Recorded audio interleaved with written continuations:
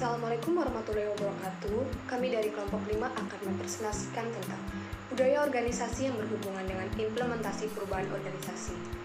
Mata kuliah manajemen perubahan. Sebelum kami mempresentasikan diri, izinkan kami memperkenalkan diri. Nama Iij Rizky Sanipah Reja, NIM 312181449. Nama Joshua Pandapotan, NIM 312181157. Nama Karwati, NIM 31218162. Nama Martini, NIM 31218178. Nama Maya Arum Novastiti, NIM 31218181. Pengertian budaya organisasi. Yang pertama ada Luthans 2006. Budaya dapat didefinisikan sebagai pengetahuan yang diperoleh untuk menginterpretasikan pengalaman dan menghasilkan perilaku sosial. Yang kedua ada Robin dan Ke 2008. Budaya organisasi mengacu ke suatu sistem makna bersama yang dianut oleh anggota-anggota yang membedakan organisasi tersebut dengan organisasi lain. Yang ketiga ada Kreitner dan Kinski 2005 mendefinisikan bahwa budaya organisasi adalah perekat organisasi yang mengikat anggota melalui nilai-nilai yang ditaati, peralatan simbolik, dan cita-cita sosial yang ingin dicapai. Pengertian perubahan organisasi. Perubahan adalah suatu yang bisa terjadi dalam sebuah organisasi. Menurut Kurt Lewin dalam Korem dan Bernard 2001, perubahan organisasi merupakan suatu proses yang sistematis, yakni perubahan dari sebuah topik yang hanya menarik untuk beberapa akademis dan praktisi menjadi suatu topik yang menarik untuk para eksekutif perusahaan untuk kelangsungan hidup organisasi. Manfaat budaya organisasi. Yang pertama, membantu mengarahkan SDM pada percepatan visi, misi, dan tujuan organisasi. Yang kedua, membentuk perilaku staf dengan memberi mereka perasaan memiliki loyalitas, kepercayaan, dan nilai-nilai yang mendorong mereka berpikir positif organisasi. Yang ketiga, memperbaiki perilaku dan motivasi sumber daya manusia sehingga meningkatkan kinerja. Karakteristik budaya organisasi. 1. Inovasi dan pengambilan resiko, yaitu sejauh mana para karyawan didorong untuk inovatif dan mengambil resiko.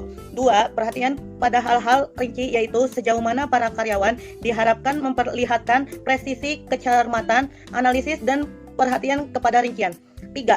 Orientasi hasil, yaitu sejauh mana manajemen memusatkan perhatian pada hasil, bukannya pada teknik dan proses yang digunakan untuk mencapai hasil itu. 4. Orientasi orang, yaitu sejauh mana keputusan manajemen memperhitungkan efek hasil-hasil pada orang-orang di dalam organisasi itu. 5. Orientasi tim, yaitu sejauh mana kegiatan kerja diorganisasikan sekitar tim-tim, bukannya individu-individu. 6. Keagresifan, yaitu sejauh mana orang-orang itu agresif dan kompetitif dan bukannya santai-santai. 7.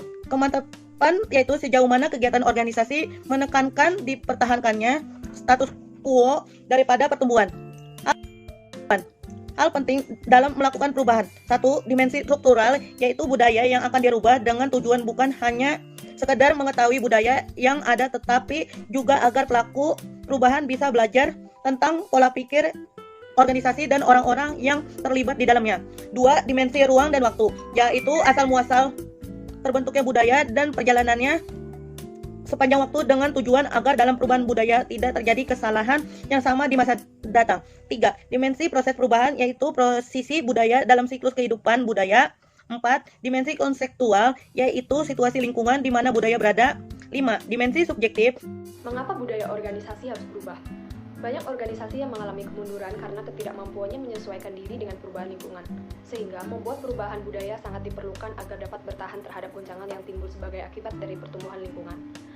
Agar terus bertahan terhadap lingkungan di masa depan, maka perusahaan harus dapat memberikan solusi dalam jangka panjang agar dapat hasil yang diinginkan. Perusahaan yang mengalami perubahan latar belakang. Perubahan akan terjadi pada berbagai bidang kehidupan, baik individu, kelompok masyarakat, lembaga, organisasi, termasuk perusahaan.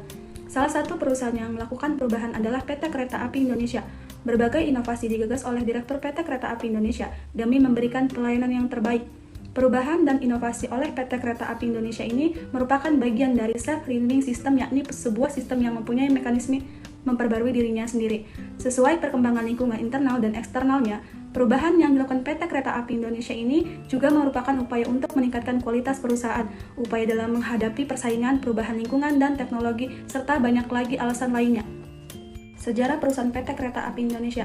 Sesuai Proklamasi Kemerdekaan Indonesia dikumandangkan pada 17 Agustus 1945, karyawan perusahaan kereta api yang tergabung dalam Angkatan Mode Kereta Api oleh pembacaan pernyataan sikap oleh Ismail dan sejumlah anggota AMKA, sehingga sudah tidak ada campur tangan oleh Jepang. Maka pada tanggal 28 September 1945 ditetapkan sebagai Hari Kereta Api serta dibentuknya Jawatan Kereta Api Republik Indonesia (DKARI).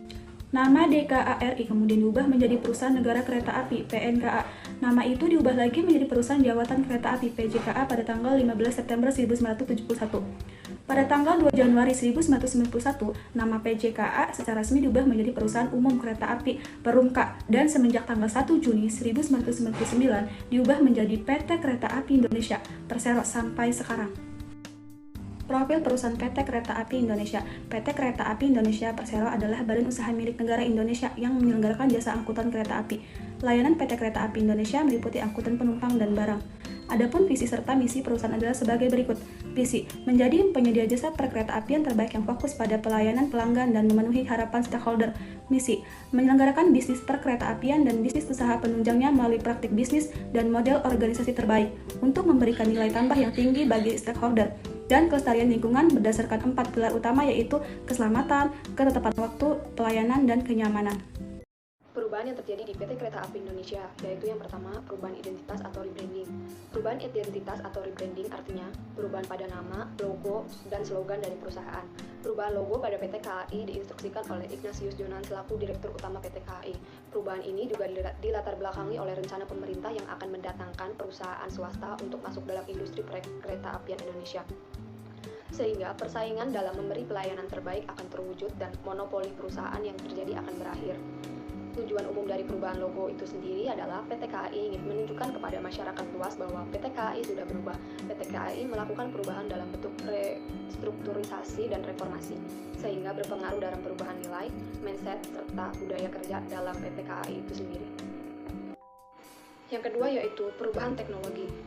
Teknologi self-check-in.